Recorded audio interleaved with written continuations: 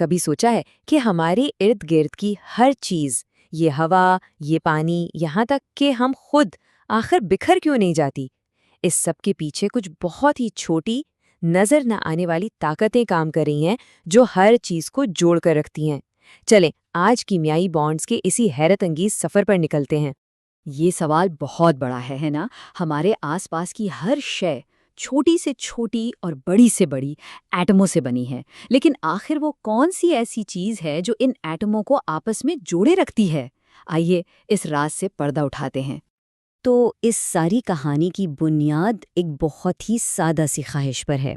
Atom چاہتے ہیں استحکام، وہ کیمسٹری کی دنیا کے جو نوبل گیسز ہیں نا، ان کی طرح بننا چاہتے ہیں، بالکل پرسکون، مستحکم اور مطمئن۔ تو سوال یہ ہے کہ یہ استحکام آتا کہاں سے ہے؟ اس کا جواب ایک سیدھے سادھے اصول میں ہے، جسے آکٹیٹ کا اصول کہتے ہیں۔ یعنی زیادہ تر ایٹموں کا بس ایک ہی مقصد ہوتا ہے، اپنے سب سے باہر والے شیل میں 8 الیکٹرانز پورے کرنا۔ بس یہی ہے ان کی خوشی اور استحکام کی کنجی۔ یہ دیکھیں نیون کو، اس کا باہر والا شیل الیکٹران سے بھرا ہوا ہے، بالکل مکمل۔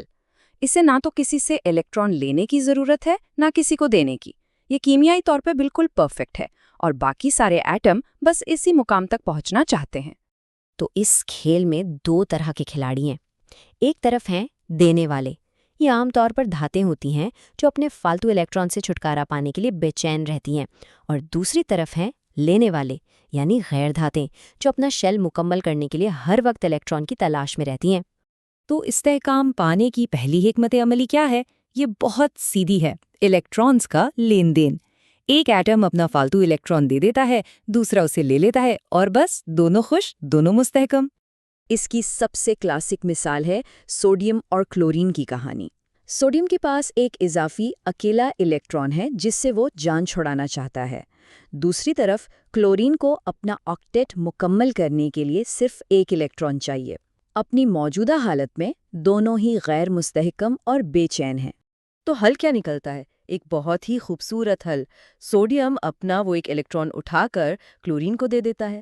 یہ ایک ایسا سودا ہے جس سے ایک ہی وقت میں دونوں کے مسئلے حل ہو جاتے ہیں۔ اور اس لین دین کا نتیجہ، سوڈیم ایک الیکٹران کھونے کے بعد مثبت چارج والا آئن بن جاتا ہے، اور کلورین ایک الیکٹران حاصل کر کے منفی چارج والا آئن۔ اور ہم سب جانتے ہیں مخالف چارجز ایک دوسرے کو کھینچتے ہیں۔ یہی کشش ایک مضبوط آئنک بانڈ بناتی ہے، اور اسی سے بنتا ہے ہمارا عام کھانے کا نمک، یعنی سوڈیم کلورائڈ۔ اچھا، یہ حکمت عملی تو تب کام کرتی ہے جب ایک دینے والا ہو اور ایک لینے والا۔ لیکن ذرا سوچیں، اگر 2 ایسے ایٹم مل جائیں جو دونوں ہی اپنے الیکٹرانز کو مضبوطی سے پکڑے ہوئے ہوں، پھر کیا ہوگا؟ جب کوئی بھی ایٹم اپنا الیکٹران چھوڑنے کو تیار نہ ہو تو وہ ایک بالکل مختلف حکمت عملی اپناتے ہیں، تعاون کی، یعنی وہ الیکٹرانز کا اشتراک کر لیتے ہیں۔ تو یہاں 2 بالکل مختلف کہانیاں ہیں۔ آئنک بانڈ میں الیکٹران مکمل طور پر ایک سے دوسرے کے پاس چلا جاتا ہے، لیکن کوولنٹ بانڈ میں الیکٹرانز کو دونوں ایٹموں کے درمیان شیئر کیا جاتا ہے، جو انہیں ایک مضبوط ٹیم کی طرح جوڑ کر رکھتا ہے۔ اور یہ شراکت داری بھی کئی طرح کی ہو سکتی ہے۔ کبھی ایٹم صرف ایک جوڑا الیکٹران شیئر کرتے ہیں، جسے سنگل بانڈ کہتے ہیں، جیسے ہائیڈروجن گیس میں۔ کبھی وہ 2 جوڑے شیئر کر کے ڈبل بانڈ بناتے ہیں، جیسے آکسیجن میں۔ اور کبھی کبھی تو وہ 3 جوڑے شیئر کر کے ایک انتہائی مضبوط ٹرپل بانڈ بناتے ہیں، جیسا کہ نائٹروجن گیس میں ہوتا ہے۔ لیکن یہ اشتراک ہمیشہ برابر کا نہیں ہوتا۔ کچھ ایٹم الیکٹرانز کو زیادہ طاقت سے اپنی طرف کھینچتے ہیں۔ یہ کچھ ایسا ہے جیسے رسہ کشی کا کھیل ہو جہاں ایک ٹیم زیادہ طاقتور ہو، جیسا کہ ہائیڈروجن کلورائڈ میں کلورین الیکٹرانز کو اپنی طرف زیادہ کھینچتا ہے، جس سے اس پر ہلکا سا منفی چارج آ جاتا ہے۔ اسے پولر کوویلنٹ بانڈ کہتے ہیں۔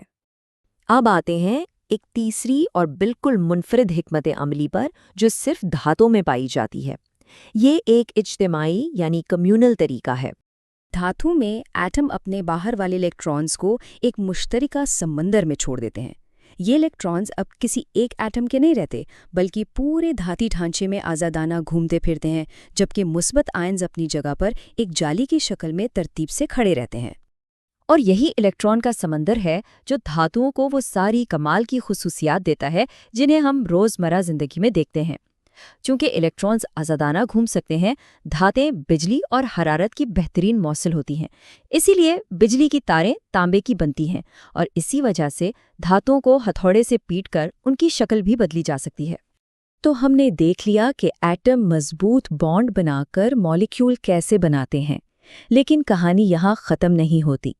ان مالیکیولز کے درمیان بھی کشش کی کچھ قوتیں ہوتی ہیں جو یہ طے کرتی ہیں کہ یہ مالیکیولز ایک دوسرے کے ساتھ کیسا سلوک کریں گے۔ ان قوتوں کو بین المالیکیولی قوتیں کہتے ہیں۔ یہ اصل کیمیائی بانڈز جتنی مضبوط تو نہیں ہوتی، لیکن ان کی اہمیت بہت زیادہ ہے۔ یہی قوتیں فیصلہ کرتی ہیں کہ کوئی چیز ٹھوس ہوگی، مائع ہوگی یا گیس۔ یاد ہے پولر کوویلنٹ بانڈز، HCl جیسے مالیکیولز میں ایک سرا تھوڑا مثبت اور دوسرا تھوڑا منفی ہوتا ہے۔ یہ مخالف سرے ایک دوسرے کو اپنی طرف کھینچتے ہیں، بالکل چھوٹے چھوٹے میگنیٹزم کی طرح۔ انہیں ڈائپول قوتیں کہتے ہیں اور یہی طے کرتی ہیں کہ کسی مائع کو ابالنے کے لیے کتنی توانائی لگے گی۔ تو پوری کہانی کیا بنی؟ ایٹم استحکام کی تلاش میں آیونک، کوولنٹ یا میٹالک بانڈ بناتے ہیں۔ یہ بانڈز مالیکیولز بناتے ہیں اور پھر ان مالیکیولز کے درمیان کی کمزور قوتیں یہ طے کرتی ہیں کہ مادہ مجموعی طور پر کیسا نظر آئے گا اور کیسا برتاؤ کرے گا۔ یہ ایک بہت ہی خوبصورت کثیر سطحی نظام ہے۔